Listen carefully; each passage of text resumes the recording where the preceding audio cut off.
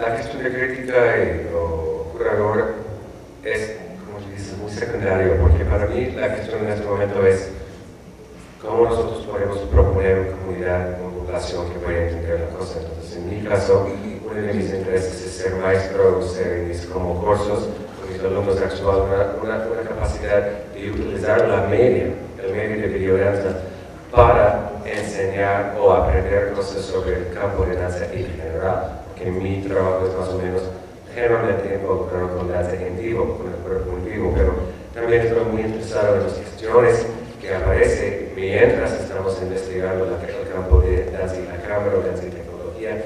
Pero lo que yo observé, por ejemplo, es por personas en esta generación, ellos tienen más como costumbre de trabajar en el mundo digital, trabajar y entender y comunicar a través de estos tipos de medios mucho más fácilmente que yo, pero también mucho más fácilmente que ellos pueden entender un escenario, por ejemplo.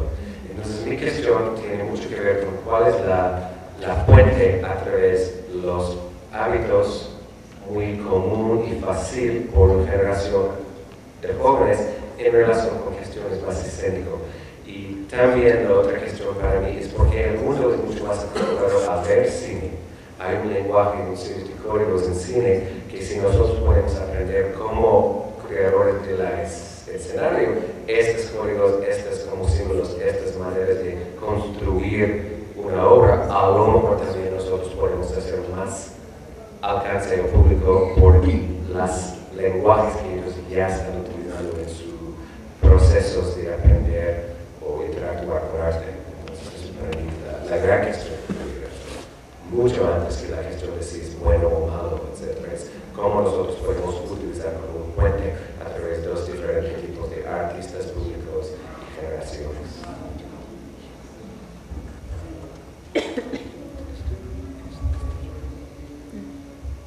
Yo la verdad que el acercamiento que puedo ofrecer, y va a estar muy sesgado en todo momento, proviene más del ámbito de reflexión de la historia, de la teoría de la crítica, en cualquier caso, de eso que se llama, de una manera vaga, seguramente imprecisa, arte plástica.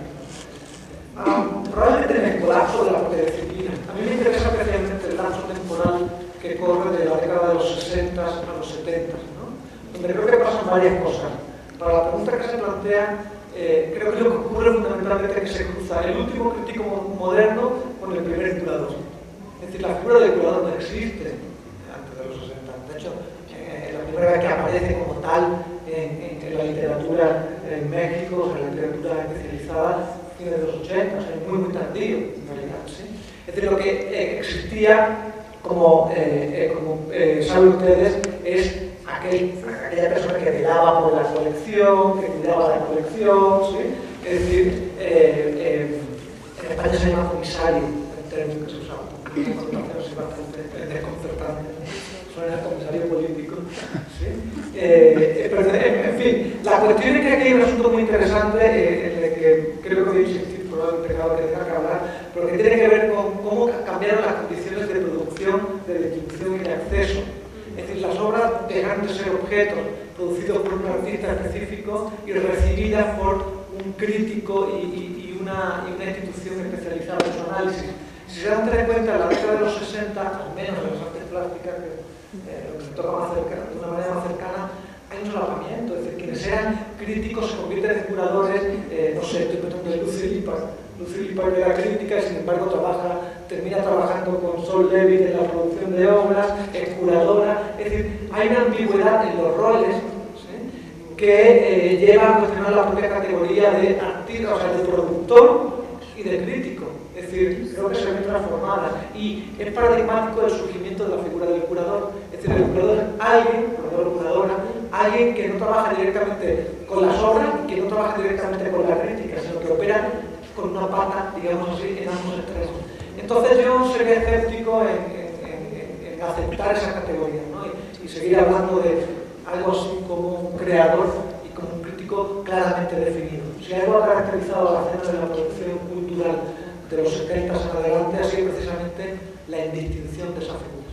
Es decir, donde los artistas eran críticos, donde los críticos eran artistas, donde el curador era... ¿sí? Digo, no estoy defendiendo eso, creo que estoy intentando describir la situación, ¿no? Entonces eso me hace de esta tajante separación entre la producción y la recepción críticas, cuando muchas producciones han sido apuestas claramente críticas, y probablemente tenemos que poner en perspectiva ese propio término, ¿no? Es decir, a mí, con esto acabo, me hace mucha gracia pues el gran crítico de la época de los 60, Clement Greenberg, el gran crítico de artes plásticas, hablando de Walter Newman, dice: me interesa mucho su obra, pero no me gusta la banda sonora. La banda sonora que eran los textos que Walter Newman escribió. Es decir, nos encontramos con toda una generación de creadores, sobre todo el grupo minimalista, el Saul Davis que mencionaba antes, Robert Smithson, ¿sí? Hay una generación muy grande de creadores que son críticos. Las obras completas de Robert Smithson son casi de gordas, son tan gordas como las de Greenberg, y eso desubica a la crítica moderna. Eso desubica a la crítica moderna porque acaba con esa tajante separación, a mi juicio, entre el productor y el receptor. Pero bueno, volveré sobre el mismo tema.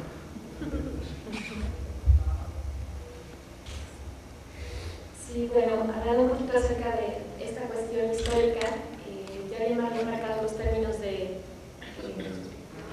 modernidad, poshistórico, y bueno, uno de los historiadores actuales y críticos de arte es Arthur Dante, ¿no?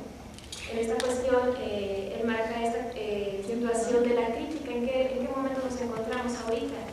Hay mucha añoranza por una crítica formal, una crítica que se hacía a principios del siglo XX y hasta los 70, donde se daba de una forma tan formal, en un escrito, en un libro, en un ensayo, tal cual. Y hoy vemos que, bueno, la crítica tiende a ser un poco subjetiva. José Luis Brea, uno de los críticos más presenciales aquí en México, marca que el crítico en sí no tiene que ser una persona estricta o oficial, sino simplemente tiene que ser como una guía.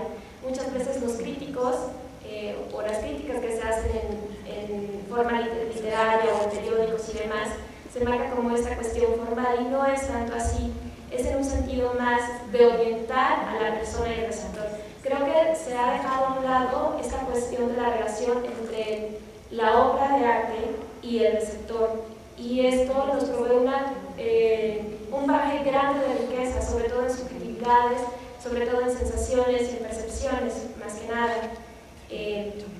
Me llama mucho la atención, obviamente, esta cuestión de la reproducibilidad que se da y la técnica, ¿no? Al llegar un momento en los 60 en que se hace un boom tremendo de tantos medios, sobre todo en el arte contemporáneo, y esto lo van a sentir los artistas plásticos y obviamente los artistas que van a trabajar con formatos de tecnología como es el video como tal. Pues ya no se trata de un arte convencional o una bella arte como por ejemplo la danza o la pintura convencional representativa, sino se trata ahora de una serie de híbridos o géneros que en sí van a tratar de buscar constelaciones. Habíamos hablado, bueno, Susana ha hablado en semiótica de esta cuestión de la triangulación, de buscar ciertas cuestiones de riqueza entre el receptor y la obra de arte. Y yo creo más que nada, como cita Edmundo Mier, un buen semiótico, es esta cuestión del bagaje como tal de las constelaciones y los puntos que puede encontrar un receptor tal cual.